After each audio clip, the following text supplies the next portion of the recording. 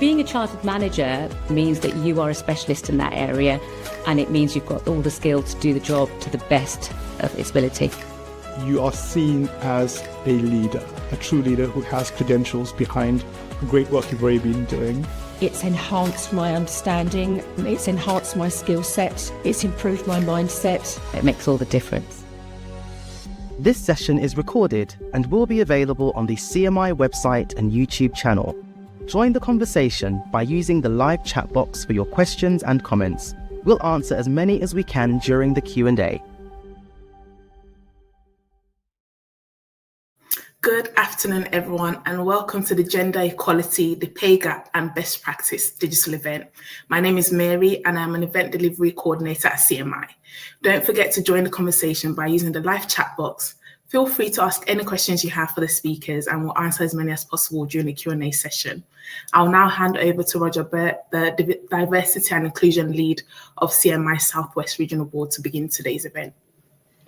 Yeah, hi, thanks, Mary. Good afternoon, everyone. My name is Roger Burt. I'm a senior leader at the Department for Work and Pensions.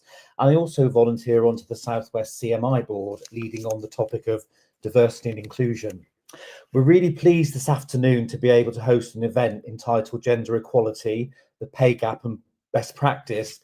And I'm delighted to be joined by two fellow colleagues from the Southwest region, Nigel Marriott, an independent statistician, statistical trainer from Marriott Statistical Consulting, and Kristal McNamara from Marriott Consulting and the Bristol Women in Business Charter Group. So the role of CMI is to promote professional management through qualifications, resources, and by awarding chartered management status. Today, we focus on the gender pay gap and best practice, combined together offering new resources to make discernible change. To make discernible change, we need an eye to our leadership capabilities. During today's session, I will make reference to Daniel Pink's model, Mastery, Purpose, and Autonomy, from his book, Drive, The Surprising Truth About What Motivates Us. He discusses in the book motivation and the delineation between intrinsic and extrinsic motivation. Extrinsic motivation relies on external awards and recognition. Intrinsic motivation requires internal satisfaction and personal fulfillment.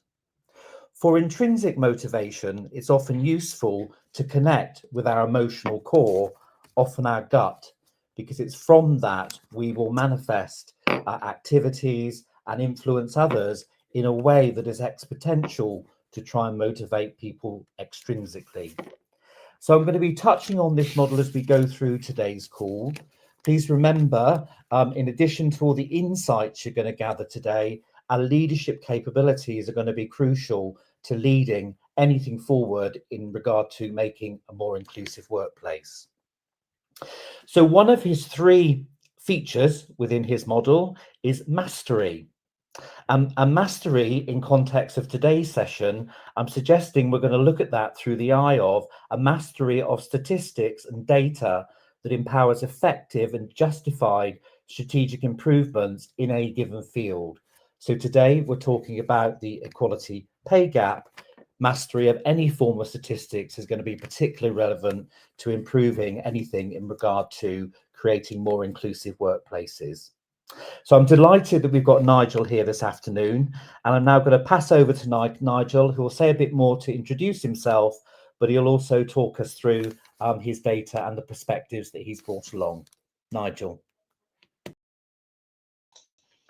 Great. Yeah, thank you, Roger, for that introduction, and good afternoon, everyone.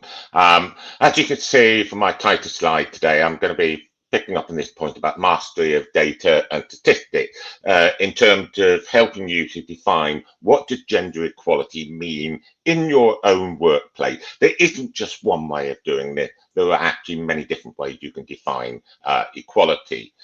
Just to introduce myself, you can see I have 2 letters after my name. CStat, that stands for Chartered Statistician. I'm a fellow of the Royal Statistical Society and accredited as a professional chartered statistician. And MAE stands for Member of the Academy of Expert. I do occasionally act as an expert in numerous cases involving statistics, but that does include discrimination cases, indirect discrimination. And so this has a natural connection with pay gap, a field that I've been working in ever since pay gap reporting became mandatory. So what I'm going to cover in today is really about if we look at gender equality quantitatively, what does that actually look like? What are the different definitions open to you? But the very important one I need to start with to make sure that we end the confusion between equal pay and pay gap. It's 8 years since that has come into mandatory reporting, come into play, and really there's no excuse for that confusion anymore. So I just want to make sure at the beginning that confusion isn't here today. During the slide I show here, you're going to see a number of slides with this little blue teal label, and that it will say like CC2, and that is basically a reference. They go and visit my blog where I've got a list of articles relevant with more information. The link to that blog is here, which is actually being posted in the chat box. But every slide repeats that link here in the bottom right hand corner. So if you follow that link, that will take you to a list, and C2 said go to section C and click on the second link. So let's start with the pay confusion that still exists between pay gaps and equal pay. And this is my favorite way. Well, actually, I'm getting ahead of myself here. The reason why I keep coming back to this is that when pay gap reporting came mandatory in 2017 and the first set of results were published in 2018, YouGov carried out this survey of the public, testing people's understanding of pay gap. And so if you follow to link M3 in my blog, you will actually see that data. And they asked people this question: when you hear the term gender pay gap, which of the following do you think it is referring to? And they gave them 2 options. The correct answer was women as a whole being paid less on average than men as a whole. So the average pay overall across all roles in industry for women being paid less than men. That was the correct answer. The incorrect option given was women being paid less than men for doing the same job. Now that's the definition of equal pay. That is not a gender pay gap. But so many people think it does mention that, because you can see that 2/3 of people back in 2018 thought that was the right definition. Now, what was really interesting then, that before people were asked that question, they were asked, well, have you heard of the gender pay gap and how much do you know about it? And what was clear is that this wasn't a case of ignorance. Those who claimed to have heard of it and claimed to know what it was about were just as likely to get it wrong as those who didn't know anything about it. So this is not ignorant. This is preconceived knowledge. Oh, I know what a gender pay gap is. Actually, 2/3 of people don't know what it is. They think it's measuring equal pay, when in fact it's not. And a demonstration which you will find in, well, 2 links I give you, B2 and B8, which I strongly recommend you read. But we can demonstrate the distinction with this fictional employer, 24 employee, with 20 employees, with 5 employees in each of 4 roles as labelled here. Now, what you should be able to see is that these figures represent the hourly pay. So I noticed I need to update this graphic because some people are being paid less than the minimum wage now. But this is their hourly wage. And within every single role, the women are being paid 20% more than the men. They're doing the same job as the men, but they're being paid 20% more. That's an equal pay violation. Equal pay is not about women being paid less than men. It's also good if men are being paid less than women. The law doesn't discriminate in that sense. So some people think that that is the measure of the gender pay gap, but no, that's not the case. The second one, the gender pay gap here is actually 20% against women, because the median woman here, who's being paid £24 an hour, is being paid 20% less than the median man. And the median, just to remind you, is when the employees stand in order of their hourly pay, and it's the person standing in the middle of that line. So with 10 people here, the fifth and sixth people in the middle are the middle of the line, and you take the average of those two. So 1, 2, 3, 4, 5, 6, 7, 8, 9, 10. That's why the median woman is £24 an hour and why the median man is £30 an hour.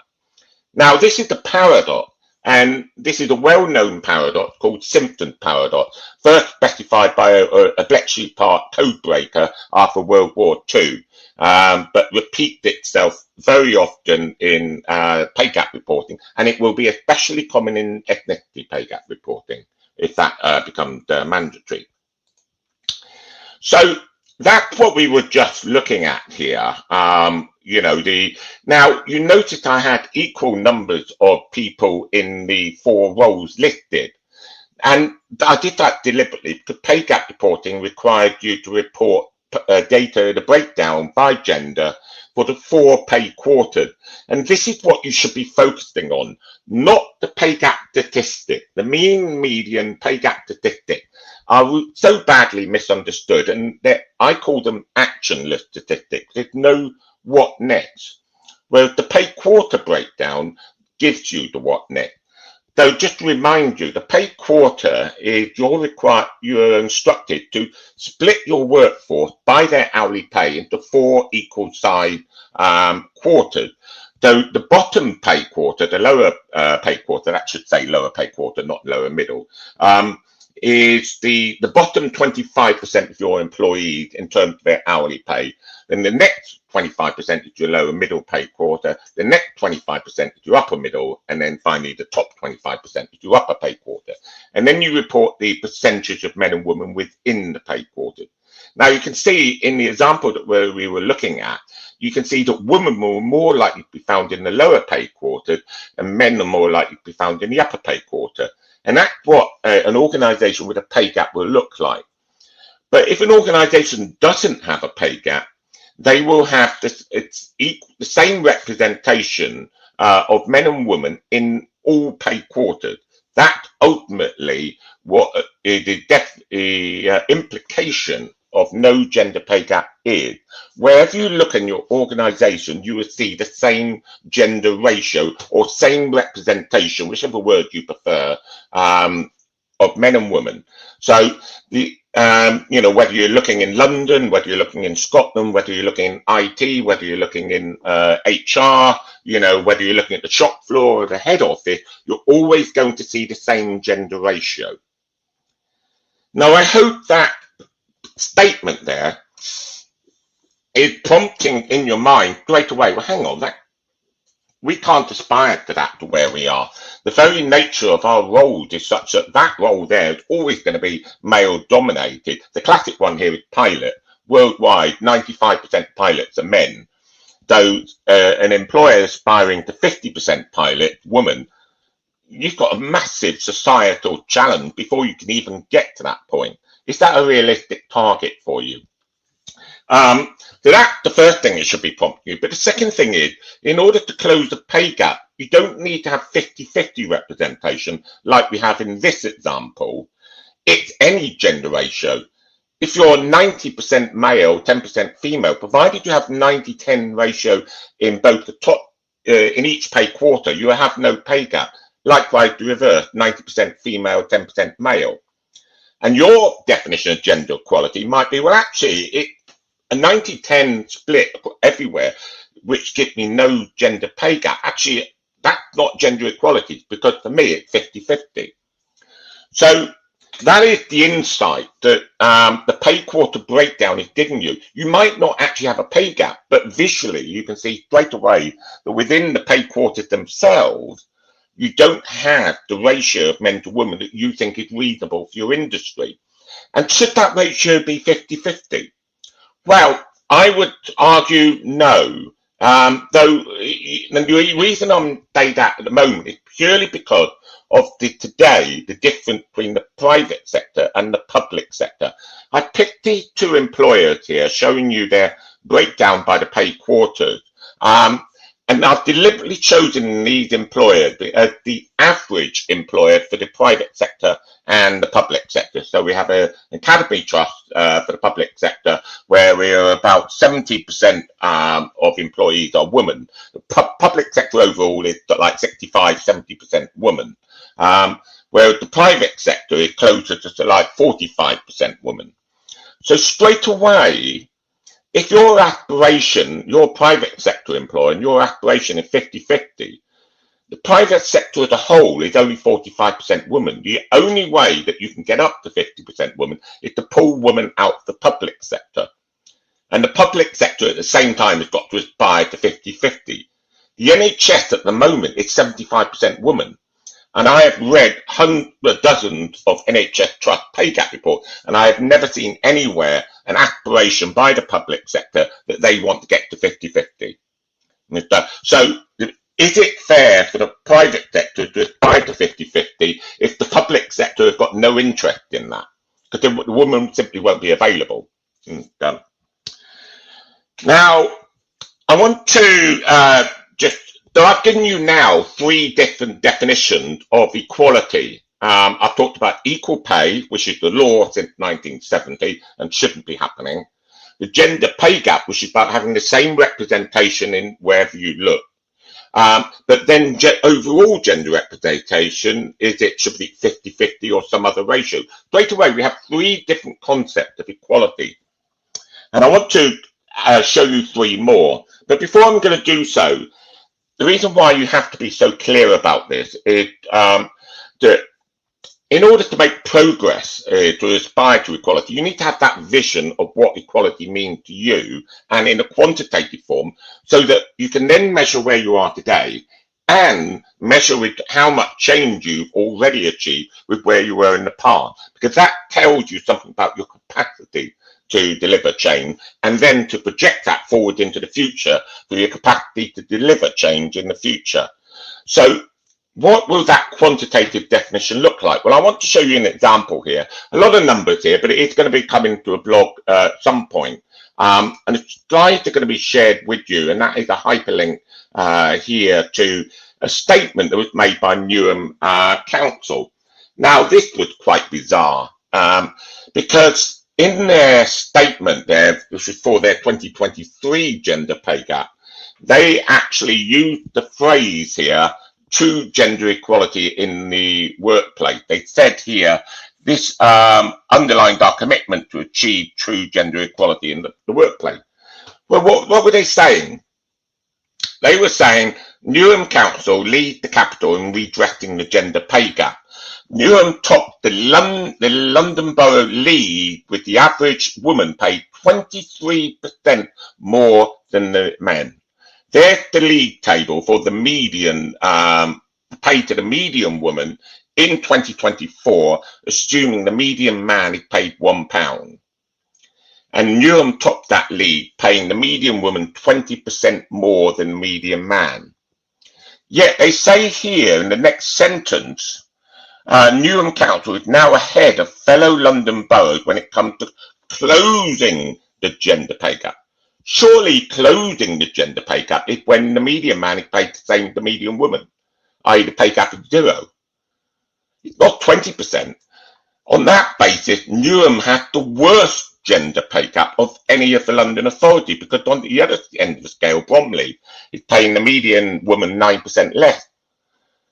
So this acting chief executive went on the public record to say, brilliant, this underlined our commitment to equality. And let's just look at how they did it. When you look at the pay quarter breakdown, they did it by the start of gender pay gap reporting. It was 75 female in the lowest paid roles in the lowest paid quarter. They are now down to 28%, nearly 25% female in the lower paid quarter.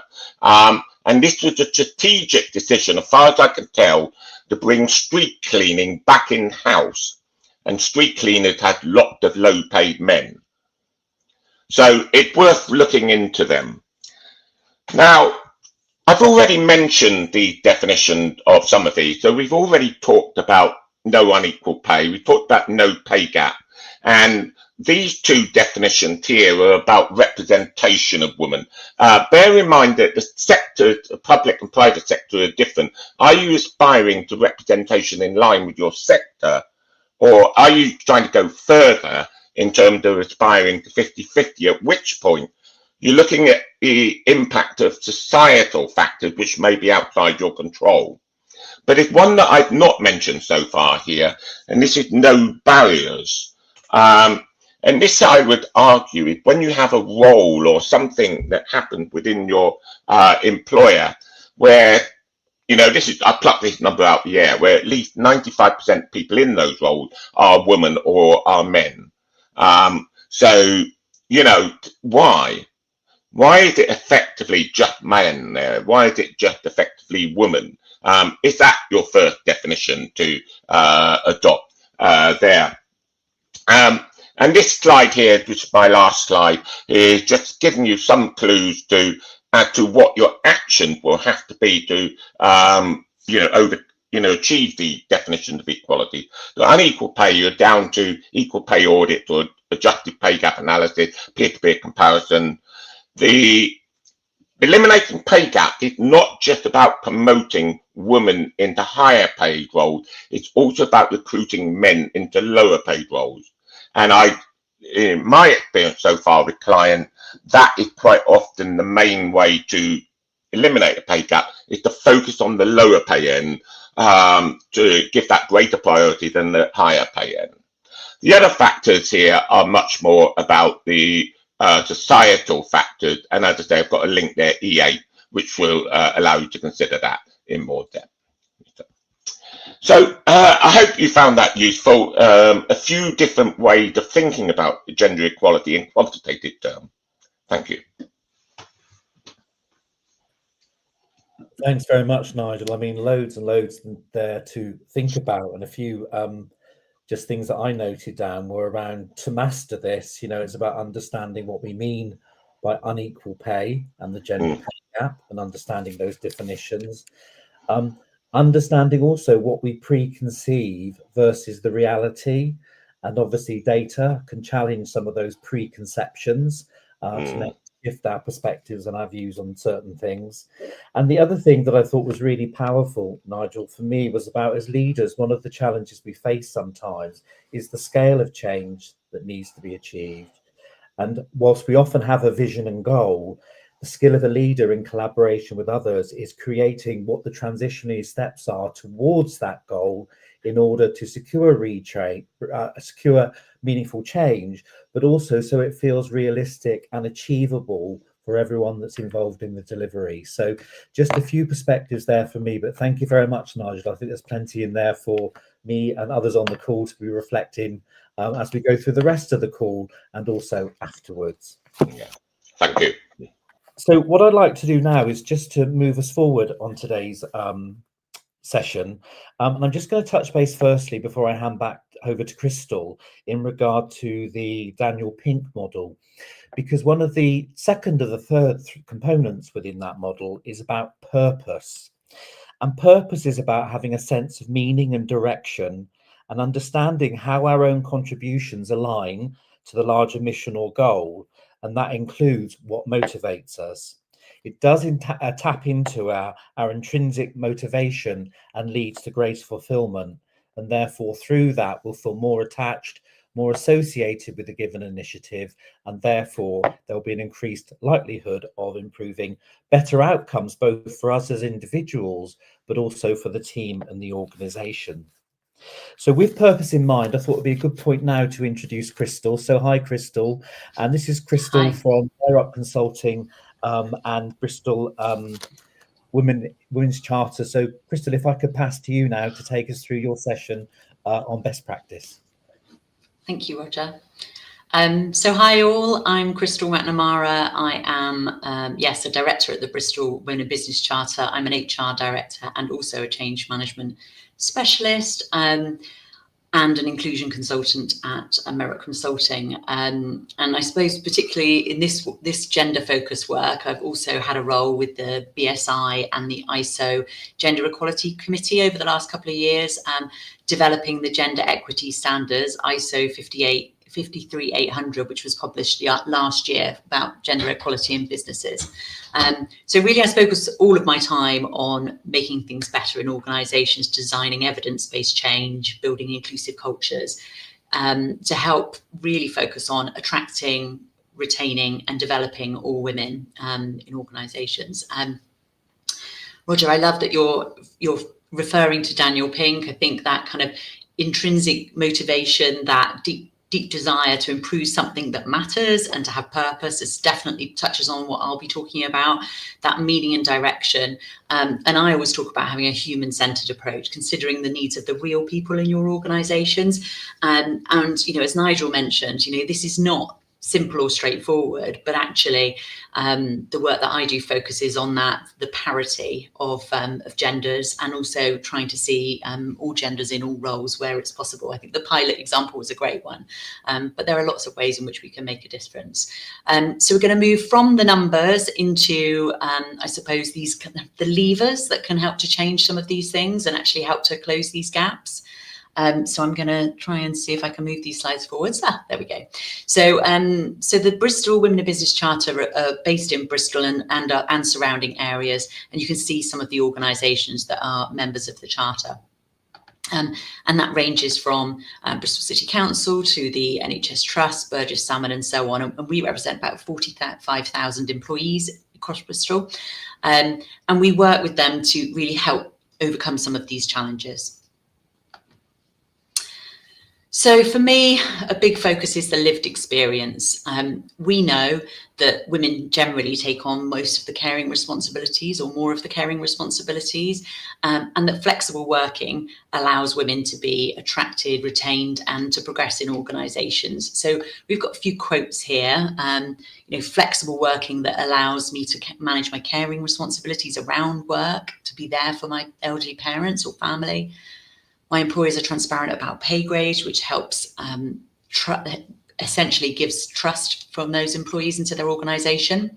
And male managers leaving loudly, being really transparent about the fact that they're leaving to go and get their kids or pick them up for dinner, really setting a fantastic example of normalising work. So we know that you know, flexible working can make a difference in terms of allowing women to progress and develop and stay in organisations. That transparency breeds trust. You know, when you publish your gender pay gap report, it's not just an external binary report that you're required to do. Actually, your employees are looking at this. They want to see what action you're taking, and they want to see the dial moving. If every year you've said we're going to invest in leadership and helping to our women to progress in our organisations in order to help achieve the more parity of pay, then if you're not moving that dial year on year and you're saying the same things every year in your gender pay gap report, your employees are not going to trust that. So that transparency and actually committing to what you've said is really important. And we really want to focus on the positive. So what stories can you tell in your organisations about this lived experience? It's not just about the data we're talking about. It's really the huge impact that some of these things can have on women. And actually, if we can overall increase the average and you know, equalize the pay of women, then actually that has a huge impact on them, their financial well-being of their families, their ability to spend in their local community and raise everybody up. So you know, really important that we focus on that. So why does it matter? So metrics do obviously show us the scale of the problem, but they don't show that lived experience. They don't show you the talented employee that takes themselves out of the promotion race because she thinks there's no, the flexible working I have currently won't be able to be managed if I progress in this organisation. I can't see anyone who looks like me working this way at the top of this organisation. So those things really do matter. So role modelling best practice and the processes that you have in place in your organisations is really, really important. So the question isn't kind of should we do this? It's how do we do it? Pulling the levers that connect the human and the strategic. Why, for example, are women clustered in lower paid jobs in organisations? Nigel gave a great example of the NHS, and we have the NHS are one of the charter signatories, and there are a huge amount of women at the bottom of those organisations clustered in those low paid roles. What are these organisations doing to engage with the employee voice at the bottom of the organisation? What's stopping these women from progressing in the organisation, from being able to really succeed in terms of whether it's more hours, more flexibility, what do they need to progress, and stay in the organisation as well. So sometimes when things change, we have heard, you know, in some organisations, people have got to be more present in the workplace more often. And we know that in some of these kind of frontline jobs that the opportunity to work more flexibly isn't there so much. So how can we redesign and innovate these roles to make sure that, you know, when we're being strategic, we are also being human in our approach, and really focusing on solutions that work. It would be remiss of me in my role at the Charter to not talk about intersectionality. I know that in different settings that me and my colleagues work in, some people really understand intersectionality and some don't at all. So really we're talking about the intersection between sex and gender and all of these other things. So you could be a Black disabled woman, for example, you could, you know, and so on, you know, the examples are there. So it's not really just a buzzword, intersectionality. It's really important to understand it as a framework that help us to understand these different multiple identities, race, gender, disability, class, and the unique experiences. None of them are binary. We all have intersectionalities and a different experience of work and the workplace. So it's trying to understand what are these different experience of your employees in the workplace. And if you've determined by looking at your data and using the insight that Nigel and your statisticians and data analysts have given you, that actually something that can pull those levers in your organisation is to attract more disabled women into your organisation, attract, you know, essentially more women into your organisation at all these levels. Let's not forget that it's intersectional in your approach, and you actually want to make sure you're not just attracting women, you're attracting all women into your organisation. So that's really my point here, that there can be gaps behind gaps, and it's worth looking at your data in more detail. So if you're able to dissect and disaggregate this information, what are the gaps behind your gaps? And I would suggest that there will be gaps perhaps within different roles. The pilot, again, being a great example, refuse collectors, those more STEM and engineering roles that traditionally are more filled by men. You know, how do we look at what those gaps are and how can we break those down? So speaking to your employee groups, your networks, surveying your employees, just consider when you're making change or you're affecting, this is our gender pay gap action plan, how can you affect change that actually is good for all women in your organisation or that might be joining your organisation and attracts them all, so that as you look at your gaps behind the gaps in future, you can see that actually you're moving the dial on this as well. And consider where that exclusion is. Are some women in your organisation facing double or triple gaps? Single statistics can really hide data. So we wanted to give you some kind of really positive examples of organisations that we work with in the Charter. So one of our signatories is Avon and Somerset Police. And they've been able to really move the dial. We've chosen 5 years because that's how long the Charter has been around, and that's how long these organisations have worked with us. Obviously, some of them have been reporting for longer than that. But you can see Avon and Somerset Police have moved the dial by 5% in terms of their median pay gap in the last 5 years. And they've done that by looking, actually doing what I've just suggested. They looked at some of their senior roles and some of their really specialist roles. So firearms, for example, where there were less women, and actually where that is quite a high paid role in comparison to some of their others. How could they attract women from across their organisation into those roles and attract women to progress into those roles and beyond? So that was things like sponsorship and mentoring, really helping people already in those roles to role model and demonstrate what could be done, breaking down those roles and challenging some of those hiring managers. How could we make these roles more flexible and attractive? How can we role model and tell stories about people that are already in these roles and making it to success? And sometimes that's also men telling great stories about how they've got flexibility in their role and how that allows them to spend time with their families and so on.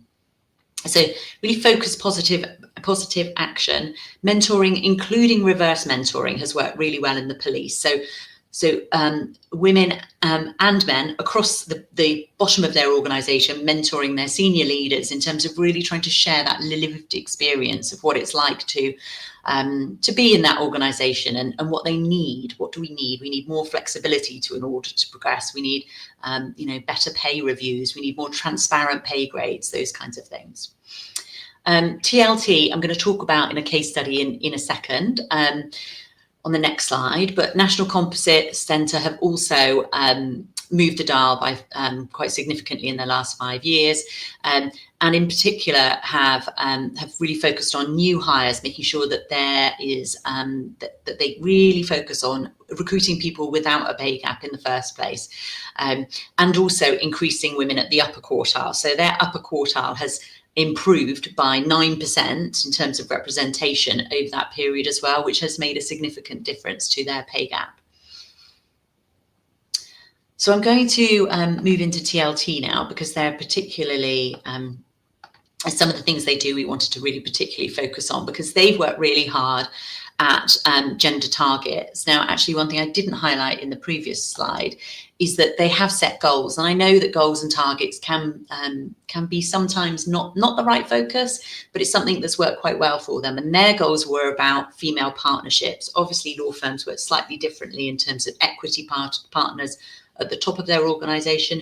And they really wanted to focus on improving equity at all of those levels. Now, they've now achieved 33%. They wanted 30%, at which they've achieved 2 years ahead of their target. And they've now set themselves another ambitious goal, which is 50% by 2029. And their view is actually having that focus as men progress into retirement in those kind of equity roles, having that real focus of we're bringing in gender equity when we promote new partners into the equity partnership has been really helpful for them.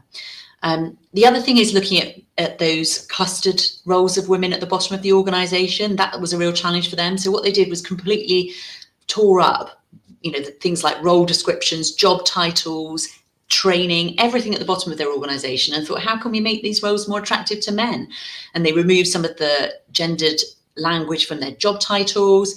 They looked at redesigning some of their job adverts and job specs to make them more attractive to men. And they've seen a 2.3% increase in male representation at those lower paid roles, which again makes a real difference when it comes to the gender pay gap. They've done things like enhanced menopause support, and they've been focusing a lot on storytelling. Their senior leaders share what difference it makes to normalise flexible working, so leaders leaving loudly. But also they had a story of one of their senior leaders talking about taking on a role there, and actually it being... this is the quote, "I've been able to sit down and eat with my kids more times in the last 2 years than in the 14 years beforehand."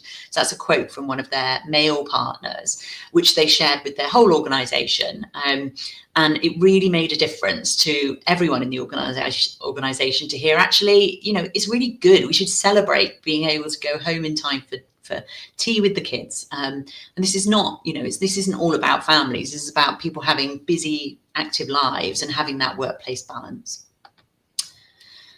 Just conscious of time, so I'm going to start flicking through these a bit quicker, but we really wanted to give you some of these kind of leadership levers. So having that visible leadership sponsorship and authenticity, considering the employee voice and the lived experience of your employees. Being really transparent around pay grades and equity and fairness, and having that really intersectional approach, telling stories behind the numbers, is really important. The example I just gave of bringing more men in and changing the gendered language of those bottom tier roles is actually going to improve things for women in those roles as well.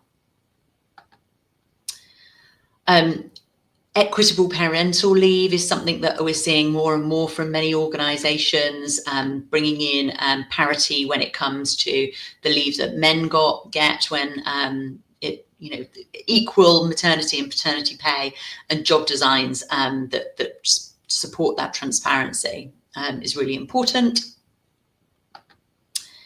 And then in making sure that the culture and behaviour is really important. So some examples that I wanted to give on this one, which I haven't covered yet, is things like being really clear in meetings, just reflecting, and I would love for you guys to do this when you go back into the workplace for the rest of the week. Who's talking the most in the meetings that you're having, whether they're at any level in your organisation? Is everybody across the, in all the meetings you're in, getting a fair chance to contribute? How can you use allyship to really allow everybody to have a voice? And then that will start, really leading into everything else across your organisation. If we allow, actually, we haven't heard from everybody in the room today. Let's make sure we have the chance to do that, and making sure that those, not only female voices, but all of the voices, not just the extroverts or people that are happy to talk, are able to. And some organisations have been really transparent about making sure that that voice at the table really matters. So I'm going to end, because I want to make sure that we have room for questions at the end of the presentation. I would really suggest there's 3 things that you could do. Have a look at your data. Is there a gap behind your gap? What is it? What are you going to do about it? Does your pay report action plan actually speak to those gaps behind the gaps? What actions are you taking in your organisations? Choose one lever that you can pull. Is that looking at some of the language in your job specs and adverts, in what your promotional processes are? And then look at how can we improve a process, but then role model it. How can we share stories about the difference we're making? How can we listen to our employees about that lever that we're going to pull, and start storytelling the difference it's going to make? Because transparency does really lead to trust in these changes. And that's it from me. So I'm going to hand back to Roger, and then I think we're going to open up to some questions. Yeah, thanks very much, Kristal. And combining both Nigel and Kristal's inputs here, what I'm sort of visualizing in my head is the importance of systems thinking in order to make the breakthrough that we're seeking here. It's important that we don't focus on the success of the individual parts of our strategy. It's the sum of all the parts of the strategy working effectively and efficiently together. And also I noted down, Kristal, around, this is what I wrote, lived experience is capital. I think that's another important point within all of this, is there is a lot of intelligence and insight out that can be used as capital. And I think if only we engage more people to help co-create the way forward, using their insights, combining it with the sort of information that Nigel is introducing us to, that really makes our opportunity to make a difference stronger going forward. So thanks very much, Kristal. And just before we go to questions, I was just going to wrap up on the 3rd component of Daniel Pink's model, and that's about autonomy. And you can see through the inputs this afternoon that that's what we're really encouraging here this afternoon, is for you to be autonomous and take forward and lead forward in regard to these matters to make a real difference. But in his model, he talks about autonomy as the ability to control one's own work. It enhances intrinsic motivation and creativity, and leads to greater innovation and output. So, again, that reinforces the systems thinking approach. And one of the key things that we're wanting to put over to you all this afternoon, it's one thing having all the insight and the knowledge. It's also about the role we need to play as leaders in preparing ourselves to lead the challenge forward, that may require us to think about our own self-awareness, what our beliefs and values are, but then to do the same with the people that we lead in order to collectively work together to improve life chances for everyone overall. So that brings us to the end of the input from today's session. So then there's a great opportunity to open it up to questions. So I'm just going to bring Mary back in, because I think, Mary, we've got a few questions that were offered previously that we'll just run through. So we've got a question here from Elizabeth, which I'm thinking, Nigel, I'll probably put to you. What is the relevance of aggregating data on gender and race combined? What does it show us? What can we do as managers? So, yeah. Yes, this question, what I'll answer it, I'll build on the point I made in my presentation, where I said a pay gap provided when there's an imbalance in representation across your organisation, and you can see that in your pay quarter breakdown. You can see imbalances. Now, the beauty of the pay quarter breakdown chart is that you don't have to restrict that to just 2 categories of employees. You can have multiple categories of employees. So, for example, you could have women could be broken into white women, non-white women, and men could be broken into white men and non-white men. And then that, if you plot that breakdown across your pay quarter, you'll be able to see the intersectional effect if they exist in your. So you may say, yeah, the representation of women is equal across all 4 pay quarters, but at the top, it's predominantly white women. At the bottom, it's predominantly not white women. You know, so that the relevance. I'm not quite sure I totally understand that element of the question, but that's how you visualize it. Use your pay quarter breakdown. Don't calculate the pay gap statistics themselves. Once you get into that bit, it becomes much harder. But just break the categories down into further groups in your pay quarter breakdown, and a picture should start to emerge, which you can then take action on. Yeah, thanks, Nigel. I think it's great that question is an indicator of curiosity, you know, really wanting to get underneath and into the data to really try and delineate between, you know, there are many things we could do, but what are the things that we really need to understand to make a difference? And I was also reminded, Kristal, to your point around, you know, gaps behind gaps as well. And I think it's important to interrogate data, you know, as deeply as we possibly can, to make sure we do illuminate all the gaps, to either understand what gaps we're going forward with, or maybe be able to fill those gaps with other perspectives and insights that might be available to us. So thank you for that, Nigel. So Mary, should we go forward? Have we got another question from previous? So question here from David. Thank you, David.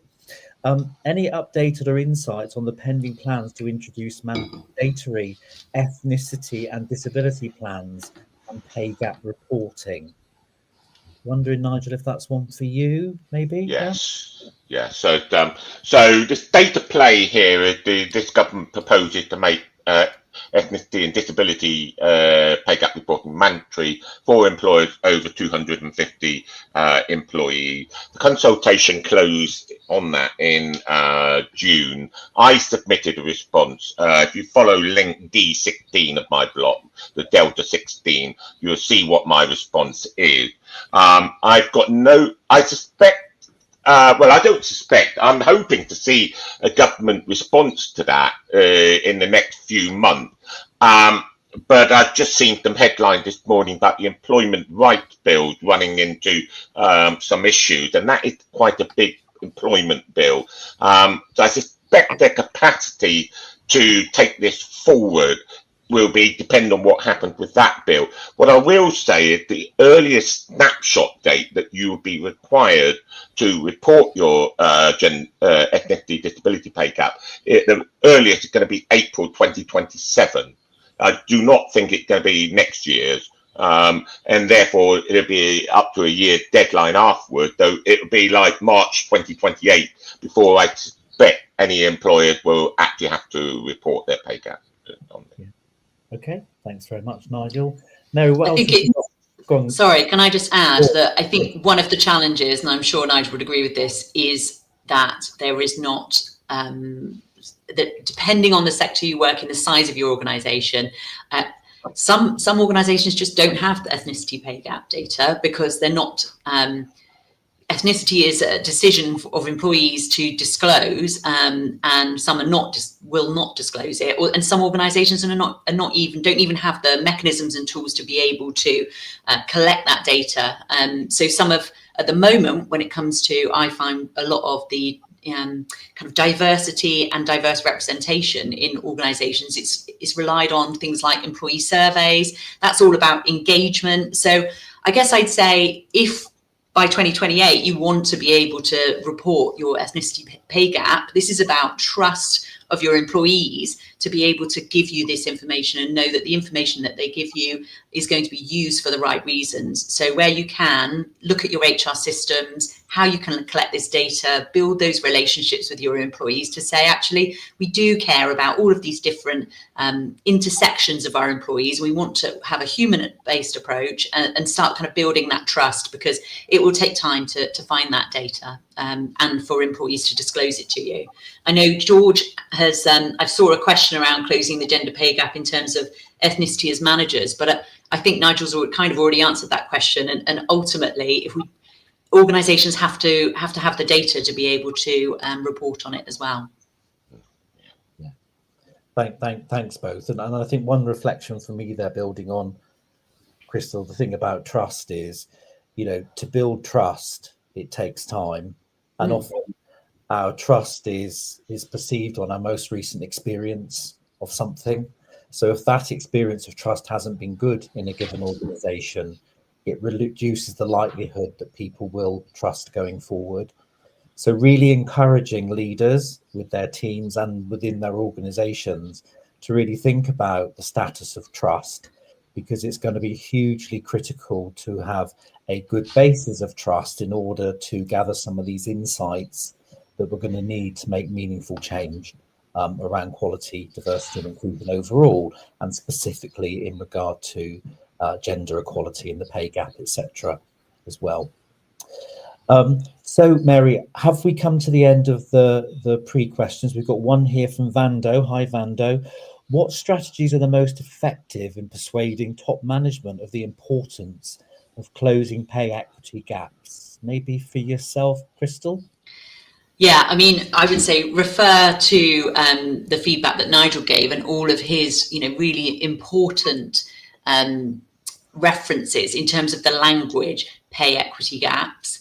But I would say, I've worked with lots of organisations where whether it's about investing in change to improve the gender pay gap or any other change, organisations generally and managers are not going to do that unless they can really understand the benefits. And this is about making sure that you do your research, you look at things like the report, the data that Nigel has provided and will be shared with you after. You look at ONS data, you go to things like CMI, BSI, in my profession, the CIPD, and start to build that business case. A lot of work has already been done to build the business case for you. So find that data and then find the stories. We've talked, Roger's referred to Daniel Pink. If we're saying that we want a human-centered approach and humans are, we're focused in business on things that are going to have impact, they're going to be purposeful, they make us, feel something, then actually you want to say, this is good for our business because of X, Y, Z, and here's the data that shows that. But also, let me tell you about Amira, who we promoted last year from X role. And because she's done that, she's gone on to be able to afford to put her son through university. And because he's done that, he's now, able to do X, Y, and Z. Like, tell the stories in your organization, make your top managers in your organizations care about making a difference. And I think through the business case and the data, plus the storytelling, because obviously we've already highlighted the equity and diversity data isn't necessarily there, but storytelling plus business case and a bit of data is the thing that should prioritize this. But ultimately you've got to be able to feel that this is aligned with your values and your strategy and your organization. So how can you tell the story that doing this is going to help you achieve your strategic objectives as an organization? And that might be around, we will lose less people and we won't have to rehire them, and there's a financial cost there. It will mean we can promote more people and we won't have to hire more expensive people, and so on. So there's much you can do to build that business case. I hope that answers the question. Yeah, thanks very much, Kristal. And I tell you what I was thinking about, both with some of the earlier points that were raised from both of yourselves, was around, as leaders, we can cast a light or a shadow. And we know that this is based on, a book. And I've got a note here of who wrote the book. I think it was Craig E. Johnson, but Casting Light and Shadow is the name of the book. But as leaders, in what we emphasize, we can be casting a light or a shadow. And what we want to be casting is light. So it's really important as leaders that we are self-aware to our own beliefs, values, and limitations, because if we go forward and those are casting shadow, it's likely to impact on things like trust, people's engagement, their preparedness to come forward and co-create. So just encouraging, throughout all of this, as leaders, we've got to be really skilled at remembering the skills to be a great leader are many, but there are particular things that we need to focus on, and that's how what we say and what we emphasize is going to lead to what people believe and perceive about the values of the leader, the team culture, and the values of the organization. Love that. Thank you. I've got a nice wrap up on storytelling in a second, Kristal. But Mary, just checking back in with yourself, is there anything questions wise from the pre-notified? So we've got one here from George. I think we've answered this one. Yeah. Yeah. Yes, I think we have. Yeah. Was there anything else, Mary? And we got one here from Samantha. Thank you, Samantha. Do you foresee the UK adopting the EU Pay Transparency Directive? So who best do you think to pick that one up? I can give. Hey. No, so if you've not heard of this, it was the EU Commission put this out in 2023, and I think the EU members have either next year or the year after the first requirement to start to come in. Now, the big problem with this is that they use the word pay gap a lot in this directive, but when you actually read it, it's not a pay gap reporting directive, it's an equal pay monitoring directive, and that's why I keep coming back to this confusion. I mean, thankfully there's no excuse for the EU Commission to be making and perpetuating this confusion, and it's made worse by the fact that they actually have adopted UK pay gap reporting in this as well, on top of the extra requirement, which are to break down your workforce by different types of jobs and look at the pay gap within the type of job. Now, that is getting closer to equal pay monitoring. It's actually, however, more cat-handed. I'm going to use that word deliberately, cat-handed now. It's a form of pay gap reporting that I call adjusted pay gap reporting.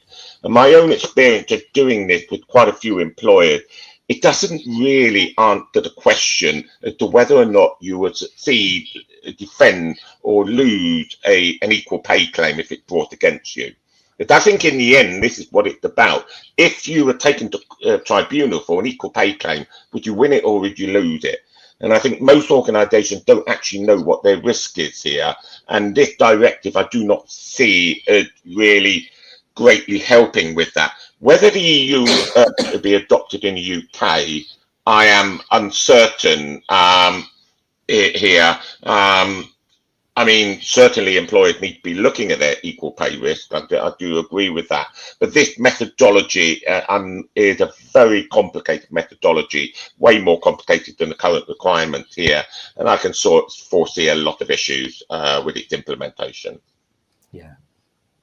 Okay, thank you very much. So thanks to both Nigel and Kristal.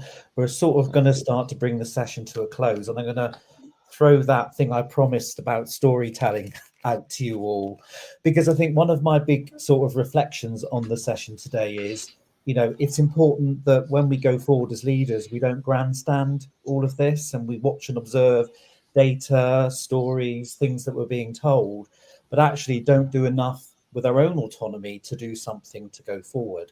And whilst the scale of it may be large, think about what are the small and realistic steps you could take to make a difference incrementally. And then within all of that, I've talked about the importance of purpose. And many years ago, when I did my own training on storytelling, the trainer told a very good story about how they think about storytelling. And they adopted this quite visual thing of brain to the gut to the outward flow. And we've been talking on the call today about, human-centric, emotional core, etc. And what they're referring to with the gut is that, we've got to have an emotional connection with what we're leading and what we're driving. And the more that we can make a connection with our emotions when we're leading, that will then come over in the leadership we give people and will encourage people to come along with us. So just remember that little scenario there, the brain to the gut to the outward flow was how I remembered it being said. But it's stood with me for over 10 years now as an important part of my own leadership capability, remembering that if I want to cast light and not a shadow, I've got to work out what my purpose is and what my emotional connection is, what I'm leading. And it's important as leaders we do the work on that first before we embark too much in and seek to bring others on side to help us to create a better future. So thank you ever so much to Nigel. Thank you ever so much to Kristal. All three of us are from the Southwest region, so we're really pleased to be doing this from the Southwest for CMI. And I'm going to bring the session to a close now and pass back to Mary. But thank you, everyone. Thank you. So that's it for today's session. Thank you to Roger, to Nigel and Kristal for your insight and expertise. Stay tuned to hear more about CMI membership, and thank you for joining us. Don't forget, as a CMI member, you can find the latest management and leadership insights at managers.org.uk. If you're not yet a member, join our community to discover CMI Confidence with on-demand resources, our network of mentors, and industry-leading accreditations.